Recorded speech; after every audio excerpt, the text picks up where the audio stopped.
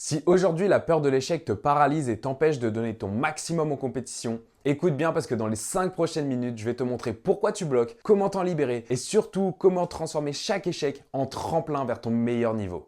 La peur de l'échec, c'est comme être sur la ligne de départ avec le frein à main tiré à fond. Tu veux avancer, tu veux performer, mais au fond de toi, t'as quelque chose qui te retient. Et c'est pas une question de niveau, c'est simplement que ton focus n'est pas au bon endroit. Et dans cette vidéo, je vais te montrer les 3 points clés pour faire sauter ce frein.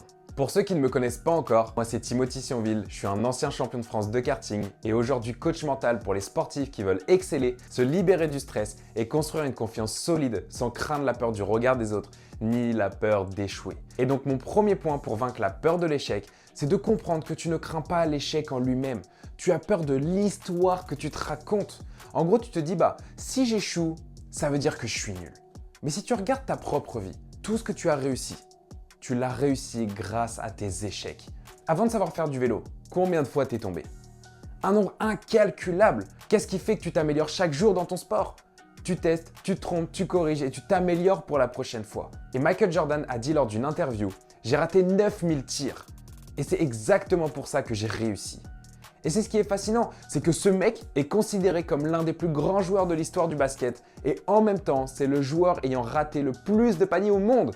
Ça veut tout dire. Donc ce n'est pas l'échec le problème, c'est ton fantasme d'une vie sans échec, d'une vie uniquement dans le confort. Mais tout ça, ça n'existe pas. Donc si tu veux briser cette peur, va trouver 10, 20, 30 victoires dans ta vie qui ont été précédées d'un échec.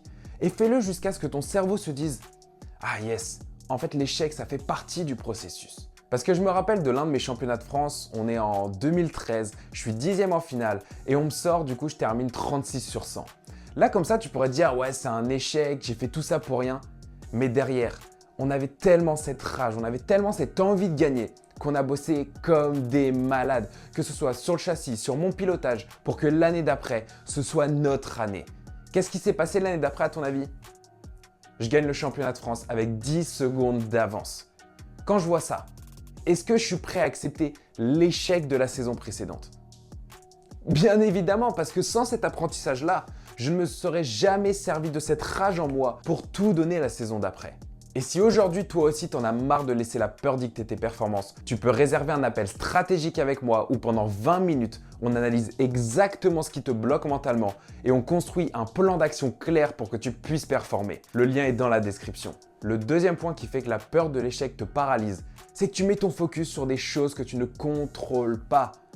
Ton résultat. Et ça, c'est un poison mental. Parce que gagner ou perdre, podium ou pas podium, c'est binaire. Et tout ce qui est binaire va te créer énormément de pression. Parce qu'en fait, tu envoies le message à ton cerveau de si je gagne, j'ai de la valeur, je suis important. Si je perds, je n'ai aucune valeur, c'est que je suis nul. Donc quand tu reposes ta valeur sur ton résultat, tu deviens son esclave.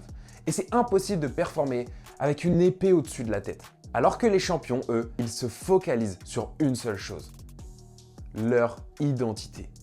Au lieu de se dire « je dois gagner, il faut que je gagne », ils se demandent en fait qui je deviens à travers cette compétition. Quel type de champion j'incarne aujourd'hui? Et ce simple shift, il change tout. Parce que quand tu te reconnectes à ton identité, ta pression, tes peurs, elles diminuent drastiquement et tu reprends le contrôle sur ce qui dépend vraiment de toi. Ta détermination, ton engagement, ton courage, ton énergie pendant ta compète. Et paradoxalement, c'est ce qui va te permettre de mieux performer parce qu'avec moins de pression, tu vas être beaucoup plus fluide, ce qui va augmenter ta confiance et tu vas t'attirer à toi des meilleurs résultats. Et mon dernier point, c'est un des plus grands secrets gardés par les sportifs. Nelson Mandela le disait parfaitement. Dans la vie, je ne perds jamais. Soit je gagne, soit j'apprends. Et dans la réalité, c'est exactement comme ça que ça fonctionne. Parce qu'un échec, c'est quoi finalement ? Ce n'est rien d'autre qu'un feedback, qu'un retour d'information qui t'envoie le message de « Hey, ce que tu viens de faire là, en fait, ça t'a juste pas encore permis d'atteindre le résultat que tu voulais. » Mais en aucun cas, ça dit quelque chose sur ta valeur. Parce que si je reprends l'exemple de mon championnat de France, un vrai échec, ça aurait été de rester paralysé, de ne rien apprendre, de tirer aucune conclusion, de refaire les mêmes erreurs et de croire que ça définissait ma valeur. Mais si tu prends du feedback, que tu ajustes sur ce qui ne fonctionnait pas et que derrière tu recommences jusqu'à atteindre ton objectif, est-ce que c'est vraiment un échec?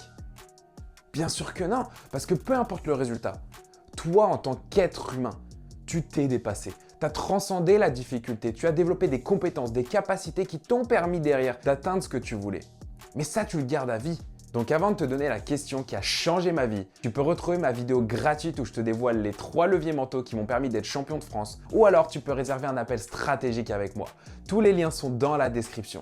Donc la prochaine fois que tu sens la peur monter, pose-toi une seule question. Qui je suis en train de devenir grâce à cette compétition? Et si la compétition est dure, c'est encore mieux parce que plus il y a de challenges, plus c'est une opportunité pour toi de te rapprocher du champion que tu souhaites devenir. Parce que tu ne contrôles pas ton résultat, mais tu contrôles qui tu deviens. Et c'est exactement ça qui finit par te créer tes victoires. Donc si cette vidéo t'a aidé à comprendre la peur de l'échec, n'hésite pas à t'abonner, à liker, à activer la cloche pour ne rien louper. Et n'oublie jamais, tu peux tomber 100 fois. Tant que tu te relèves une 101e fois, tu es déjà en avance sur 99% des personnes.